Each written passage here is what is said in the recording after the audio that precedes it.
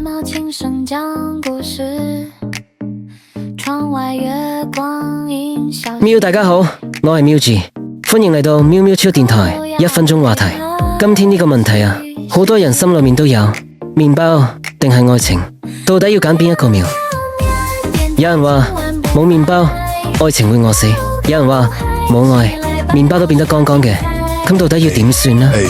我覺得先有麵包啦，肚子餓真的。眉目談戀愛，你叫我浪漫，我都沒力氣哦。愛情冇穩定，只係限時浪漫啫。